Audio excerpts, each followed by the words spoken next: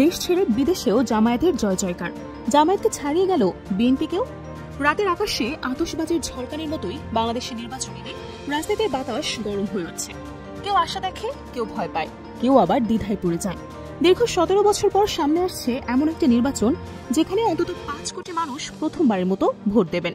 মোট ভোটের প্রায় 40%, অর্থাৎ এই তরুণ ভোটাররাই গড়ে দিতে পারে ক্ষমতার পালাবদল। তাই এখন আলোচনার টেবিলে একটাই প্রশ্ন, ক্ষমতার আসনে বসবে কে আসলে? বাংলাদেশের ভোটের ইতিহাস কখনোই সোজা পথে হাঁটেনি। মুক্তিযুদ্ধের পর প্রথম নির্বাচনে মনে হয়েছিল আওয়ামী লীগ সহজেই জিতে যাবে, কিন্তু শেষ মুহূর্তে পাল্টে যায় খেলা, জয় পায় বিএনপি জামায়াত। 1996-তে আবার বিএনপি জয় পেলেও ক্ষমতায় থাকতে পারেনি। 2001-এ বিএনপি জামায়াত জোট এমন এক বিজয় পেল যে তখনকার বিশ্লেষকরা ধরেই নিয়েছিল আওয়ামী লীগ আর হয়তো কোনোদিনও ক্ষমতায় ফিরতে পারবে না। অথচ 2008-এ ঘটল সম্পূর্ণ উল্টো চিত্র। বড় ব্যবধানে জয়ী হয়ে ক্ষমতায় এলো আওয়ামী লীগ। এই অপ্রত্যাশিত উত্থান পতনে দেখা যায় বাংলাদেশের ভোট সবসময় আনপ্রেডিক্টেবল।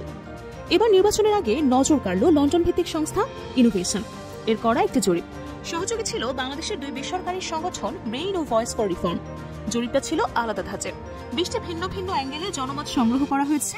বয়স, ধর্ম, নারী পুরুষ, গ্রাম শহর, শিক্ষার্থী, অন্য পেশাজীবী সবকিছুকে খুঁটিনাটি করে দেখা হয়েছে।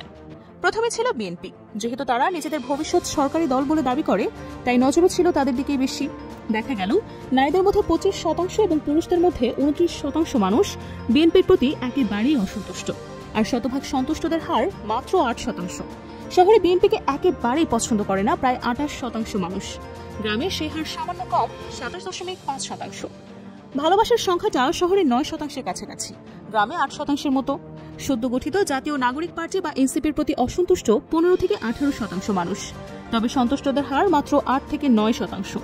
অন্যদিকে জামায়াতের ছবি একেবারেই ভিন্ন।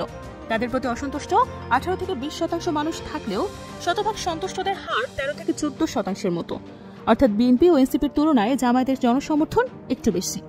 জরিপে 4টে জেনারেশনের কথা এসেছে: জেনজি, মিলেনিয়াল, জেনএক্স ও বুমার। তরুণরা অর্থাৎ জেনজি ও মিলেনিয়ালরা বিএনপির প্রতি সবচেয়ে বেশি আকৃষ্ট বা সবচেয়ে বেশি অসন্তুষ্ট, 27-28%। হয়তো এদের চোখে বিএনপির কাজকর্ম যথেষ্ট প্রভাব ফেলতে পারেনি। অন্যদিকে জামায়াত এই জায়গায় চমক দেখিয়েছে। তরুণ থেকে প্রবীণ প্রতিটি ক্যাটাগরিতেই 13-14% মানুষ জামায়াতকে শতভাগ সমর্থন জানাচ্ছে। শিক্ষার্থীদের মধ্যে বিএনপির জনপ্রিয়তা 25%, তবে অন্য পেশাজীবীদের মধ্যে সেটা বেড়ে 35%-এ দাঁড়িয়েছে। জামায়াতের ক্ষেত্রে হিসাবটা উল্টো, শিক্ষার্থীদের মধ্যে তারা এগিয়ে 27%, তবে অন্যান্য শ্রেণীতে কম, প্রায় 25%।